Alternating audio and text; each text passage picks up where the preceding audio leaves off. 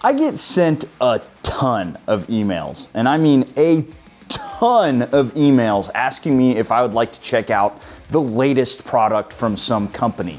And usually it's all like scooters and stuff, and I have no interest in checking out the latest Lime scooter equivalent. However, every now and again I get something very interesting, and that would be the AIO-5 from a company called Chigee. Never heard of this thing before, but what it claims to be is an all-in-one dash cam and dashboard assistant thingamajig. So what we're gonna do is we're gonna install it on the F4i today because I'm a tech nerd and this seems like it could be a really cool addition to just about any motorcycle. So let's dive on in and see what this thing's all about.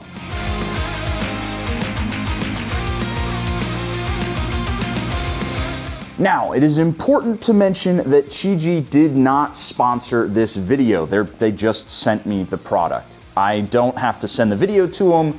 They don't get to see it before it goes live.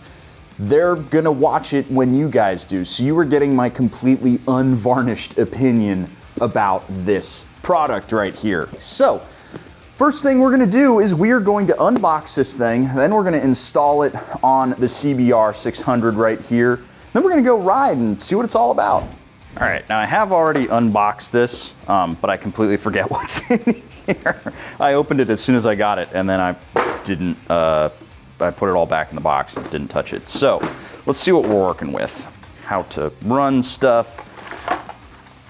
There's our actual dashboard, and then these are the dash cams, which are gonna plug right in. Let's see what else we've got in the box here. Power cables, GPS module, riding tag thing for your keys, zip ties and wiretaps, that's gonna be important. Handlebar mount, handlebar clip rings, some tools, some stickies probably for the camera, and some stickers and cable ties. The install seems pretty easy, all things considered. So we're going to just have to figure out where we're going to tie into power on the bike. But other than that, it's just running cables and making sure that our angles are good. So let's get started.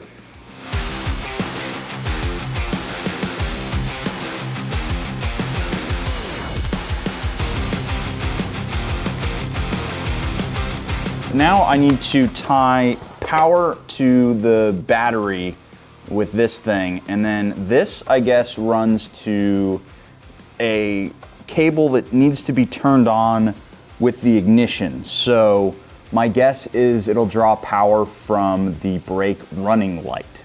So I gotta figure out where that is. It's back here somewhere. Shade Tree Surgeon, eat your heart out. Brand new battery in an old motorcycle.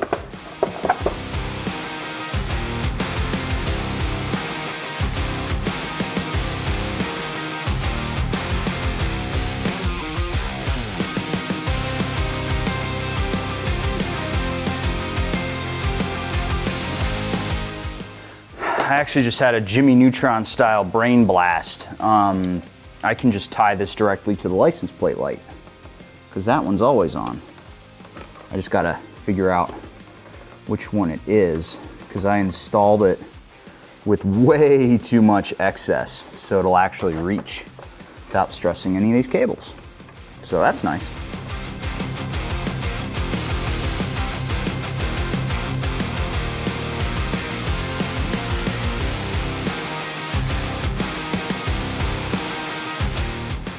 Realize I probably should have done this before I finished tying up everything, but let's see if this thing works. Oh yeah, there it goes. It's on. Let's see what it looks like.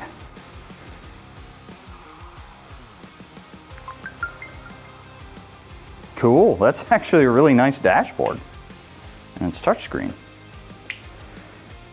And let's see if it turns off when I turn the bike off. Yeah, there it goes. Nice. Perfect. That means it's not going to draw down my battery. Killer. That actually is a very nice screen. That's a very, very nice screen. Let's install that and then we'll pull the tank and run all the wires.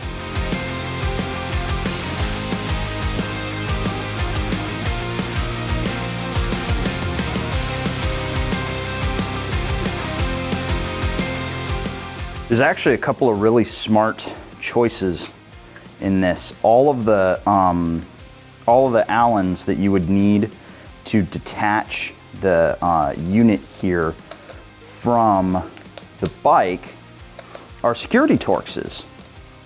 So that means that nobody could steal it off of your motorcycle just by undoing it. You can't undo all of this and have it come right off the bike.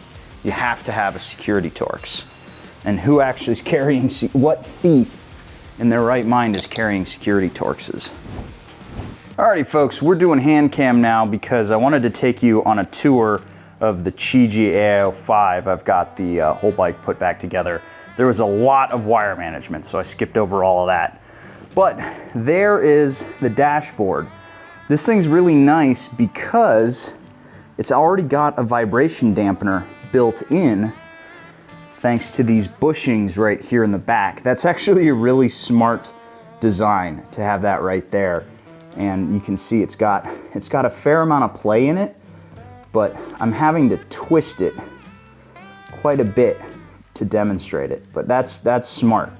Right here on the inside of the fairing, that guy right there, that is what reads the inclination. It's the GPS little doodad. Then I have my front dash cam mounted right there under the nose. Unfortunately, because it's so big, the camera does actually hit my front fender if I jam on the brakes pretty hard. So that's a bit of a bummer. I may have to find a new spot to put that thing. And then right there is my rear facing camera. That one is kind of blocking my license plate, but who knows, maybe I'll get free tolls. And then let's turn this thing on.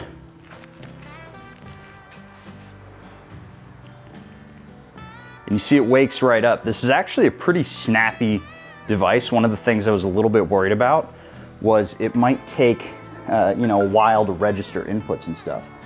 But you can see it's pretty darn fast, and it's already recording the dash cam stuff. It starts recording the second it wakes up, and you can actually dive into the meter here, which there's more stuff than it can read because I don't have the OBD port scanner.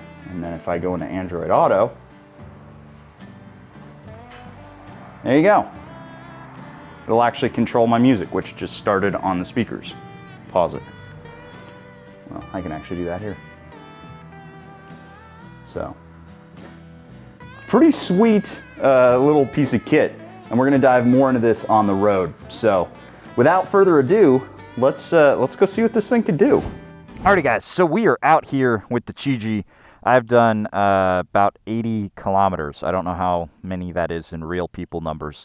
And that's going to get to my first complaint. I don't know how to get this into miles an hour. It's not just me. I had 5 or 6 people take a look at it, and then nobody could figure it out.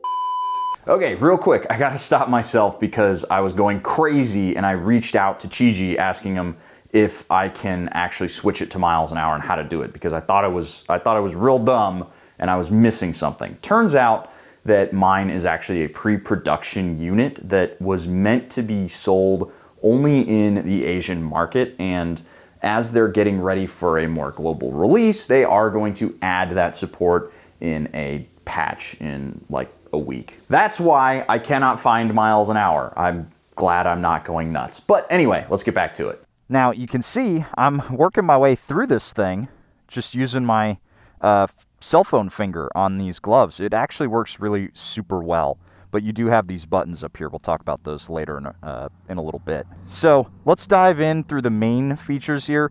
We'll start at the meter. This is where you can see a lot of information. You got your speed. You'll see throttle if you put the OBD scanner in, same with engine temp. And you see here, these are your front and back tires with pressure and degrees Fahrenheit. So you can actually see your active tire pressure stuff if you get their little tire pressure adapter doodads. You can also pair a remote control right here so that you can basically have all the buttons and on like a joystick, which could be handy. And the blind spot monitor, we'll talk about this later, but I just wanted to show you this screen here before we hit the road. Mostly the coolest thing that this thing does for me is twofold. The video, so I'll pan through. We're currently looking backwards. We've got forward and back, picture-in-picture, backwards and forward, picture-in-picture, and then just straight forward. It's always recording, and you can actually lock clips. Like, let's say, for example, you crashed. You can lock a clip so it won't overwrite it.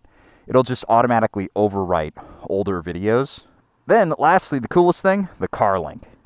This is basically just Android Auto and Apple CarPlay all built into one. And on that note, let's hit the road and show it in action. So hitting the road here with the AIO-5, there's a ton to talk about this in terms of the actual riding experience.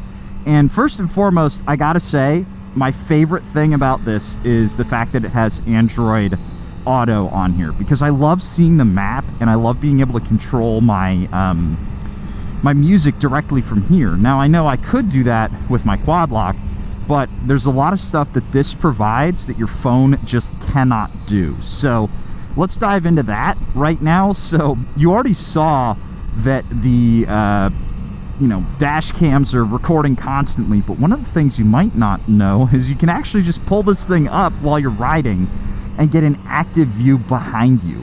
Now, you don't want to just be staring at what's happening behind you, but you see those lines on there?